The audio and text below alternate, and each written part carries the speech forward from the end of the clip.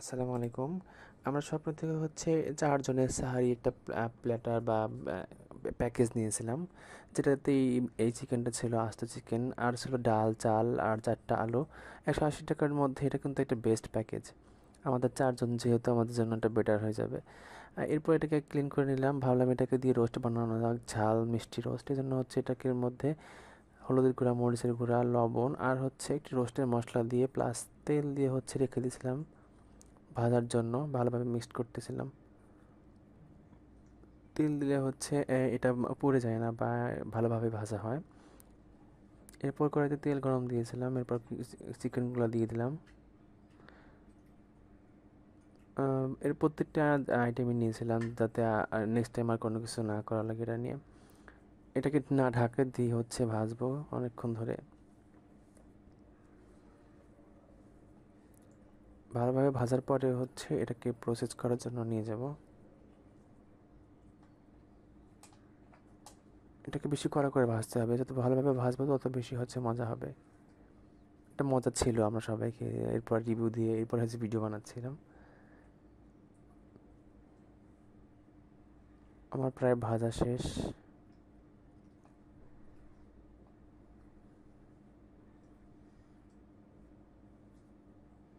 এটাকে তুলে রাখবো। এরপরে একটা আলু ৪ টুকরা করব, একটু বড় বড় করে। এরপরে ওগুলো ভেজে নিব। সাথে একটা ডিম দিয়ে দিব। আর কয়েকটা ডিম দিলে ভালো হইতো। নেক্সট টাইম ইনশাল্লাহ দেওয়া হবে। এখন এগুলোকে একটু ভালো করে ভেজে নিব। একটু ইয়েলো কালার আসা পর্যন্ত হচ্ছে ভেজে নিব। এখন হচ্ছে রান্নার পালা। অনেকগুলো পেঁয়াজ দিয়ে দিলাম। আরও বেশি পেঁয়াজ অ্যাড করব। কিছু বেরেস্তা রাখবো আর কিছু হচ্ছে রান্নায় ইউজ করব। এরপর আরও কিছু পেঁয়াজ কেটে নিয়ে অ্যাড করেছিলাম এখানে। লবণ দিয়ে দিলাম যাতে হচ্ছে তাড়াতাড়ি এটা ভাজা হয়ে যায়। এটা ভাজা হওয়া আগ পর্যন্ত হচ্ছে আমরা এটা ভাজতে থাকবো। কোনো মশলা অ্যাড করবো না এর মধ্যে, কারণ পেঁয়াজটা কিছু তুলে রাখবো আমি বেরেস্তা দেওয়ার জন্য। আমার প্রায় ভাজা হয়ে গেছে। কিছু বেরেস্তা নামিয়ে রাখতেছিলাম। এরপরে এখানে আমার যাবতীয় মশলা অ্যাড করবে। এরপর যে চুলাটা একদম আমি কমিয়ে দিলাম। সব বাটা মশলা অ্যাড করতেছিলাম, জিরা আর হচ্ছে রসুন অ্যাড করে দিলাম।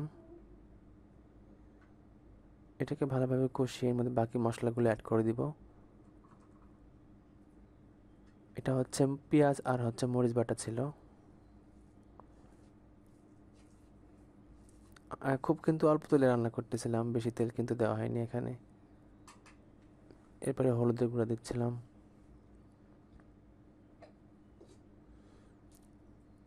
হালকা হচ্ছে জিরার গুঁড়া দিলাম, বেশি না। সজের গুঁড়া দিয়েছিলাম হালকা, কারণ যেহেতু বিরিয়ানি সরি রোস্টের মশলা আছে, সো আমাদের এই সব মশলাগুলো একটু কম দিতে হবে। এরপর রোস্টের যেহেতু আমাদের হাফ কেজির মতো মুরগি, হাফ কেজি না আরও কম, সেহেতু আমি রোস্টের মশলাকে আমি অল্প দিব। ফুল প্যাকেজ তো 1 কেজির জন্য আমি অত বেশি দিব না। এরপরে একদম খাঁটি দুধ দিচ্ছিলাম। খাঁটি দুধ দিয়ে মশলাগুলো কষিয়ে নিয়েছিলাম। খাঁটি দুধ দেওয়ার ফলে এর মানে স্বাদটা আসলে দ্বিগুণ হয়ে গিয়েছিল। আরও একটু দুধ অ্যাড করে নিলাম। কোনো পানি অ্যাড করবো না, জাস্ট দুধ দিয়ে রান্না হবে এটা। এরপর এটাকে ভালোভাবে কষিয়ে নিচ্ছিলাম। যত বেশি কষাবো তত বেশি মজা লাগবে এটা। এর মধ্যে আরও কিছু অ্যাড করলে ভালো হতো। আমি একটু চিনি অ্যাড করে দিয়েছিলাম যাতে হচ্ছে ঝোলটা একটু গাঢ় হয়। এর মধ্যে কাজু বাদাম, পেস্তা বাদাম অথবা কিশমিশ অ্যাড করা যেতে পারে, কিন্তু ওগুলো আসলে ছিল না, যেহেতু ব্যাচেলার বাসা ওগুলো সচরাচর থাকে না। এরপরে 2টা সাদা এলাচ আর হচ্ছে দারুচিনি দিয়েছিলাম। 2টা তেজপাতাও অ্যাড করেছিলাম। এগুলো আসলে ওই কষানোর সময় দেওয়া ভালো, কিন্তু ভুলে গেছিলাম। তারপরে কিন্তু স্বাদে আসলে অন্যরকম ছিল। এরপরে আমার ওই ভাজা চিকেন আর হচ্ছে ডিমটা দিয়ে দিলাম। আলুটা একটু পরে দিব, যদি এখন দিই তাহলে কিন্তু আলুটা একদম গলে যাবে, কারণ অর্ধেক ভাজা হয়ে গেছে আলুটা। আমার প্রায় 80% রান্না শেষ। এখন জাস্ট অল্প আছে, কিছুক্ষণ এভাবে রেখে দিব। আর একটা ফোন থেকে আসলে শর্টস নিছিলাম রিলসের জন্য।